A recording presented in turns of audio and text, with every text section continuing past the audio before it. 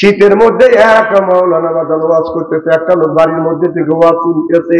মাওলানা শীতের মধ্যে ওয়াজ করতেছে আর বলতেছে যে লোকটা নামাজ রোজা পড়বে না, হজ যাকাত দিবে না, আল্লাহ ওই লোকটাকে দোজখে দিবে, আগুনে পোড়াইবে। ওই লোকটা বিড়ি টানে আর বউকে বলতেছে, বিবি রে, শীতের মধ্যে যদি আল্লাহ আগুনের মধ্যে দিত, বসে বসে আগুন তাপাইতে আমার বিড়ি টানতাম।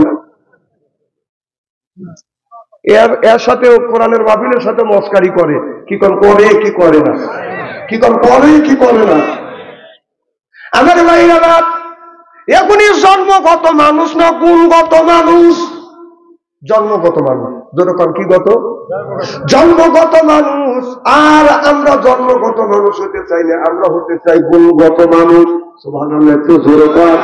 আপনার মানুষের চেহারা দেখলে বাদাল বোঝা যায় না। আপনার চেহারা দেখলে মনে করবেন চৌদ্দ আসমান থেকে গোসল করে আসছে, দাড়ি দেখলে মনে করবেন জিবরাইলের ভাইরা, জুব্বা দেখলে মনে করবেন আজরাইলের খাদু, ওর কাজকর্ম দেখলে ইবলিস লজ্জা পায়।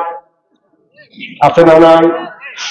তাহলে বাইরের চেহারা দিয়ে মানুষকে বাজান বোঝা যায় না। বাইরের চেহারা হলো বাজান আপনার ক্ষণিকের জন্য, আর অন্তরের চেহারাটা বাজান অনিষ্টকালের জন্য। বাইরের চেহারাটা হলো জন্মগত, আর ভিতরের চেহারাটা বাজান গুণগত।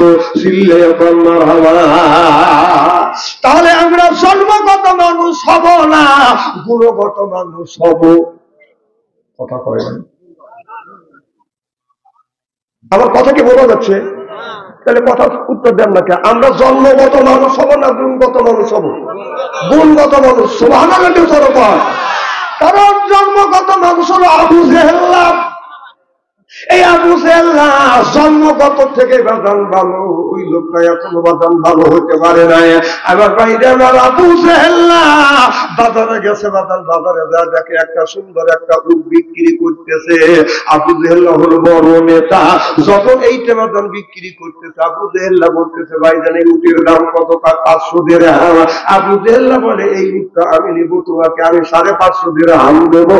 এবার টাকা কিন্তু আজকে দিব না, আগামীকাল তোমাকে টাকা দিব।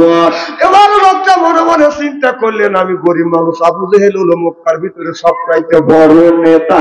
নেতা মানুষ একটা জিনিস আছে, আর যদি না দেই তাহলে নেতা কেমন কি বলবে।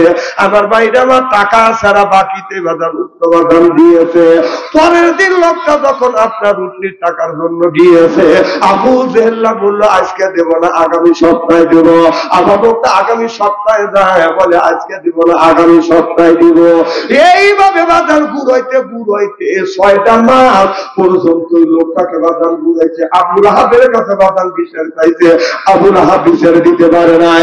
আবু সুফিয়ানের কাছে বিচার চাইছে, আবু সুফিয়ান বাজান বিচার দেয় নাই। ওতবা সাহাবার কাছে বাজান বিচার চাইছে, সেও বাজান বিচার দিতে পারে নাই।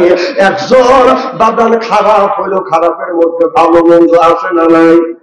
এটা 5টা আঙুল ছোট বড় আছে না নাই?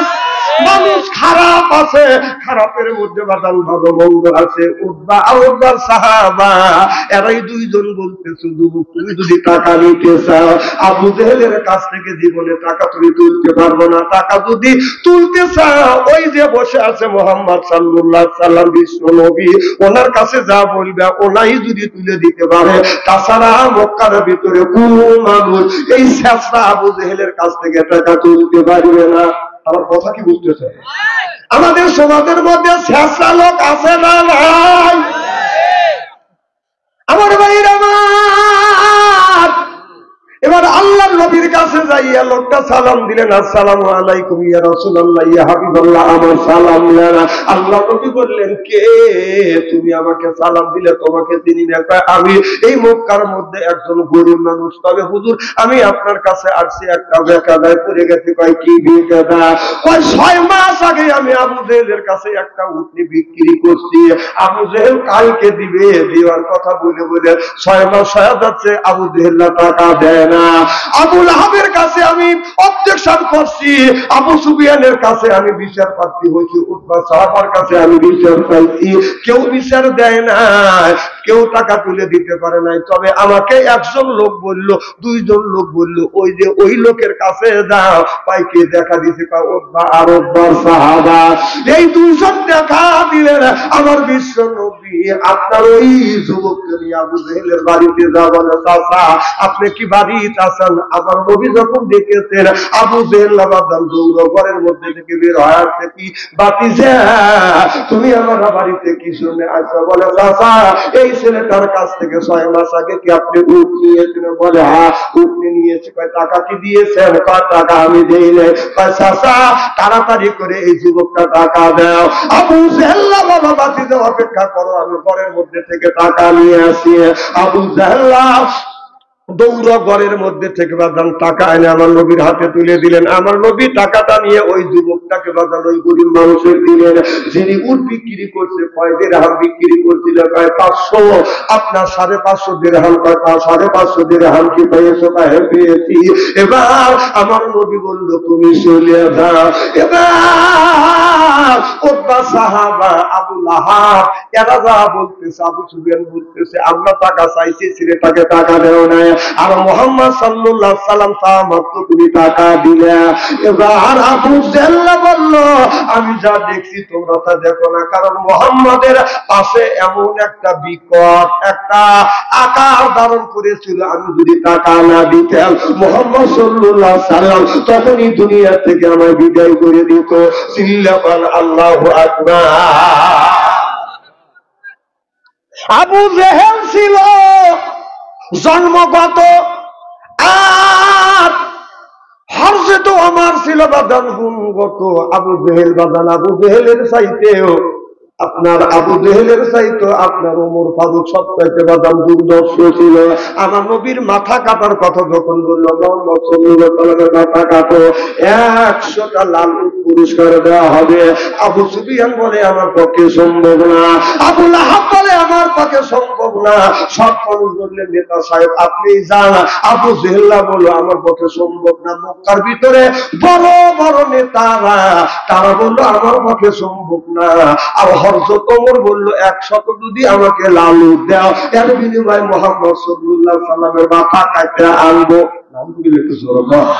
তাহলে কতটুকু খারাপ হলে আবু জেহেল তো খারাপই, তারপরও তারা রাসূল সাল্লাল্লাহু আলাইহি সাল্লামের মাথা কাটার সাহস পায় নাই। তাহলে ওমর কতটুকু খারাপ হলে আমার বিশ্বনবীর মাথা কাটতে চায়?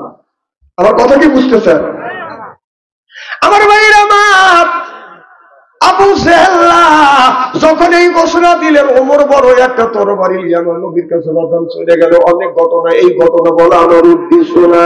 আমার নবীর কাছে যাওয়ার সাথে সাথে আপনার তরবারিকে আমার নবীর কদমে রাখিয়া বললেন ইয়া রাসূলুল্লাহ ইয়া হাবিবাল্লাহ, আমি 100 উটের বিনিময়ে আপনার কাল্লা কেটে নিয়ে যাবো, এই প্রতিজ্ঞা করি আমি আপনার কাছে আসছি।